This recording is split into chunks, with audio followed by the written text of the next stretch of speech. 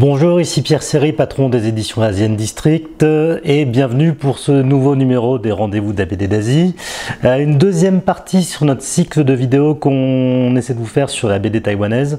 Comme je vous disais dans la précédente vidéo, si vous ne l'avez pas vu, on a une grosse connaissance qui s'est beaucoup développée en France autour de la culture, de l'histoire du manga japonais, et puis sur les autres bandes dessinées d'autres pays, et en tout cas celles qui me concernent moi, celles qui viennent d'ailleurs en Asie, on n'a pas ce background qu'on peut avoir sur le manga japonais. Donc l'idée pour moi c'est de prêcher la bonne parole, d'essayer de faire connaître un peu toute cette culture et de vous faire découvrir du coup cette autre BD d'Asie.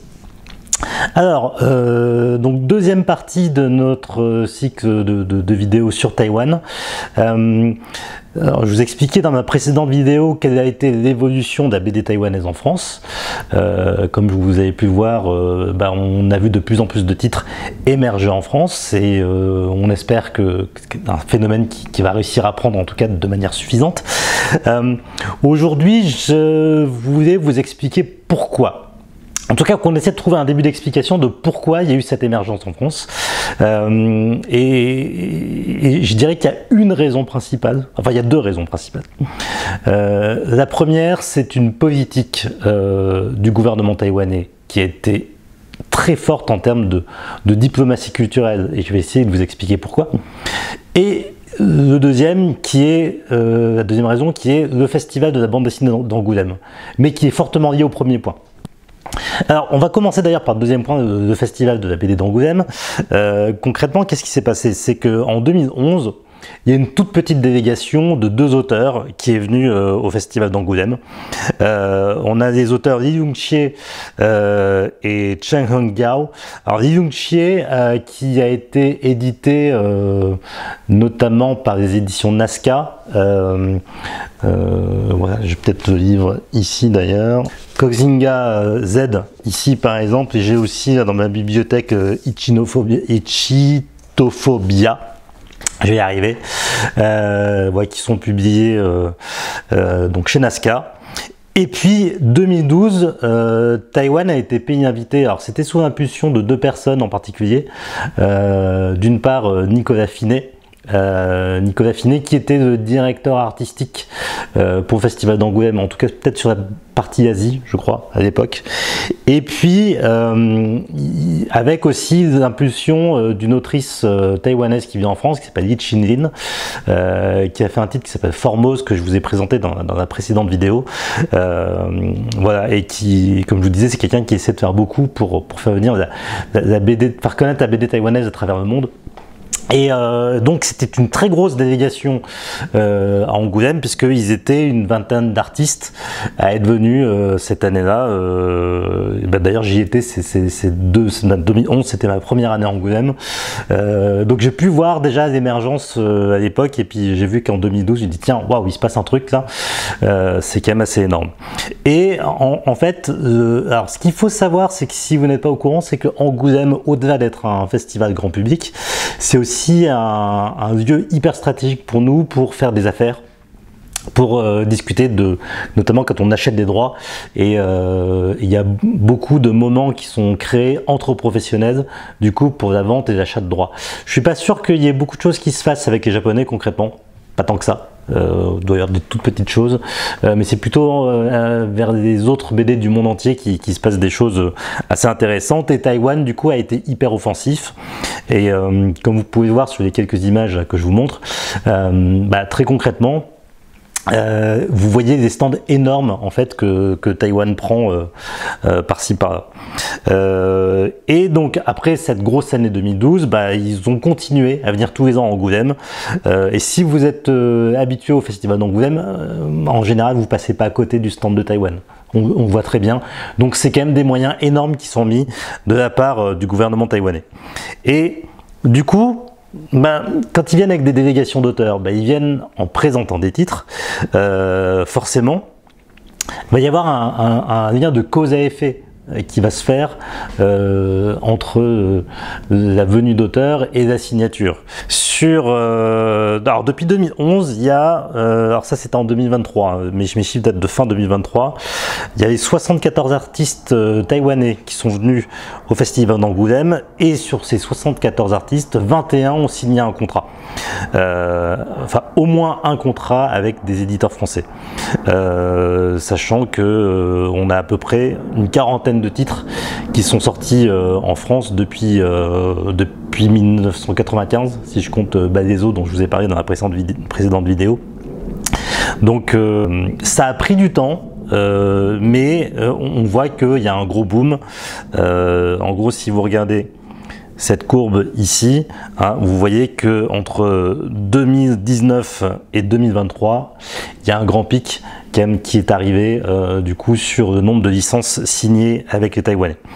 Alors, comment ils font Angoulême? Donc d'abord, ils ont des énormes stands et puis après, ils nous amènent ce type de catalogue comme ça, où en fait vous avez l'ensemble des titres qu'ils ont sélectionnés pour essayer de les vendre à l'étranger. Là ici pareil, là ça c'est celui de 2023, ce catalogue. Donc voilà, c'est vraiment des outils hyper pratiques pour essayer de mettre en avant des titres que les Taïwanais souhaitent vendre. Donc en fait il faut une sélection, il faut un appel à projet tous les ans pour sélectionner de nouveaux artistes et ensuite ils les amènent avec eux à Angoulême. Du coup ils font partie d'une délégation et c'est comme ça moi que j'ai connu d'ailleurs notre auteur Ron Guangmin qu'on a publié en France avec l'assaisonnement du bonheur tout récemment. C'est comme ça que j'ai connu Shang Chung également, qui a publié Old Man chez nous. Et puis d'ailleurs je crois que je l'avais rencontré à Angoulême à l'époque quand on avait commencé à discuter, ouais, d'ailleurs ça commence à dater. Et puis alors, on avait signé par ailleurs un autre auteur qui s'appelle Hambuk pour un titre qui s'appelle Alice in Mekaland, et alors lui on avait signé avant qu'il vienne à Angoulême. Sauf qu'on n'a pas eu de bol, c'est que notre imprimeur s'était planté sur la livraison des bouquins et du coup il est venu à Angoulême mais on n'avait pas de bouquins à vendre. Enfin, c'était bon, ça c'est une autre histoire pour un autre jour. Donc là-dessus aussi, ce qu'il faut voir, c'est que on a un ensemble de conférences, de rencontres qu'on appelle B2B, business to business, entre professionnels, justement pour essayer d'échanger là-dessus. C'est pas là qu'on signe des contrats, sauf si on veut faire une photo pendant le festival, ça peut arriver. Mais globalement, l'idée c'est que voilà, on entame des négociations et puis on continue d'échanger par email ensuite avec nos agents ou avec les éditeurs étrangers avec qui on souhaite signer des contrats. En tout cas, voilà, donc juste pour vous dire que le festival d'Angoulême a une grosse importance vraiment pour l'émergence en France en tout cas. Et on voit ailleurs, en tout cas je vois en Italie, il y a un éditeur qui s'appelle Toshokan qui publie également des titres taïwanais. Il a publié des titres qui sont sortis chez Nasca, mais aussi il publie des mêmes auteurs que moi. On a peut-être un axe franco-italien à faire ensemble parce que je trouve qu'on a beaucoup de similitudes. Et par ailleurs, il y a aussi, enfin, cette démarche Angoulême fait partie d'un phénomène qu'on appelle la diplomatie culturelle. Alors, diplomatie culturelle, c'est quoi? C'est une politique qu'on appelle de soft power. Hein, c'est vraiment essayer de faire émerger sa culture à l'international. Et Taïwan, pour des questions géopolitiques, a besoin aussi d'exister au-delà des actualités qu'on entend beaucoup autour de la Chine et de ce que Taïwan va se faire envahir. Et du coup, la culture, le fait de développer sa culture, c'est un outil diplomatique. Et un instrument géopolitique, quoi qu'on en dise. Donc, le ministère de la Culture taïwanais met énormément de moyens pour essayer de développer sa culture à l'étranger, et notamment la bande dessinée. À ce titre-là, j'avais été invité en 2017 au Golden Comic Awards. En fait, c'est la cérémonie des prix de la bande dessinée à Angoulême, pardon, à Taïwan. Et du coup on m'avait demandé aussi d'intervenir pour parler de du marché de la bande dessinée française et comment est-ce qu'on pouvait faire émerger une BD taïwanaise en France. Et puis j'avais développé toute une théorie autour du sujet et je suis content de voir que finalement c'est ce qui est en train de se passer. Même si j'attends toujours le fait que ce qu'il faut, c'est qu'il y a un blockbuster taïwanais qui arrive pour que ça devienne un vrai phénomène de masse et pas juste des petits phénomènes, des petits succès par-ci par-là. Donc ça, en tout cas, les Taïwanais misent beaucoup là-dessus.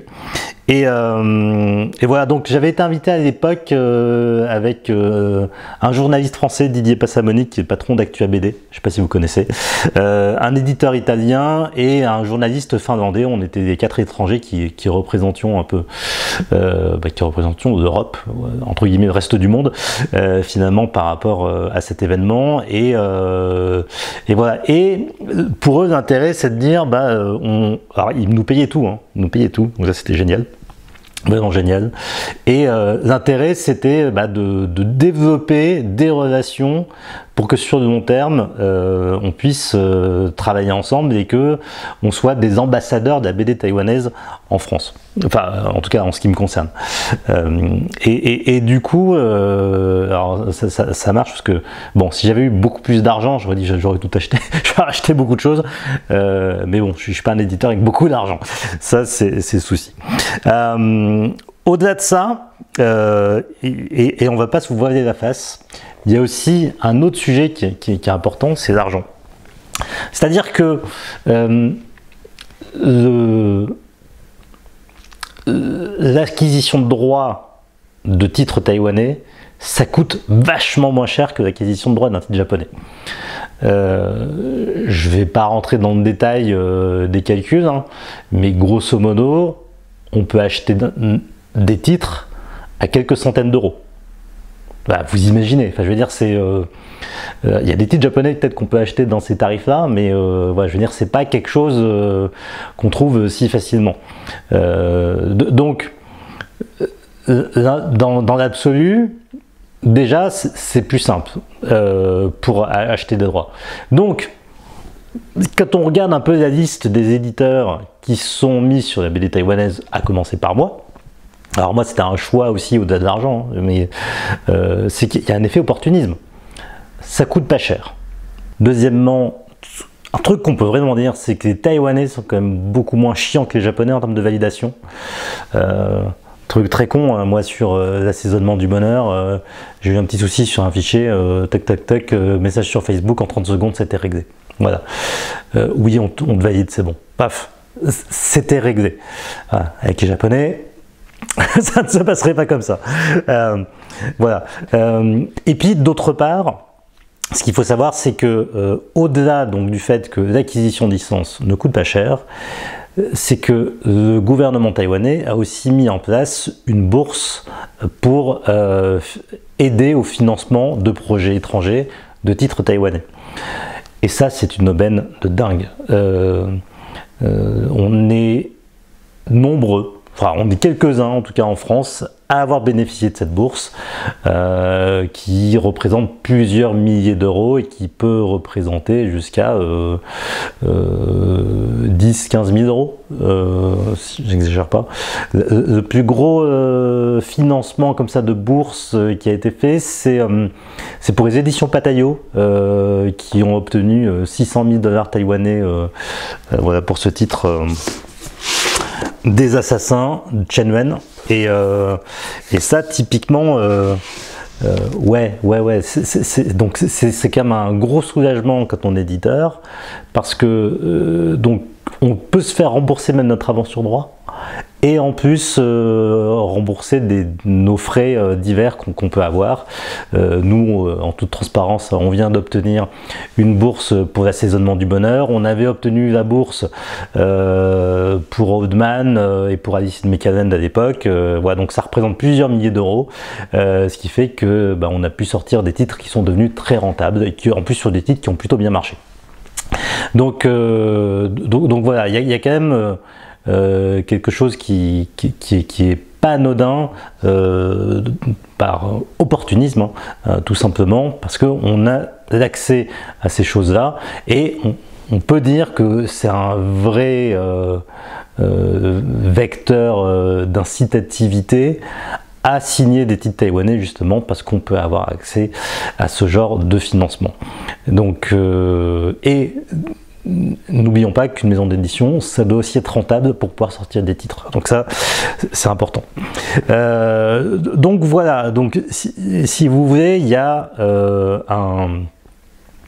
on est aujourd'hui dans un écosystème qui est plutôt favorable à l'émergence de BD taïwanaises. Maintenant, pour que ça marche, comme je le disais dans la précédente vidéo, il nous faut un vrai blockbuster qui va cartonner partout. Alors je ne sais pas si vous avez entendu parler, mais en ce moment il y a ce titre-là qui est sorti aux éditions Glénat, donc je pense que les Taïwanais misent beaucoup là-dessus, parce que c'est quand même Glénat qui sort avec les moyens qui sont ceux de Glénat.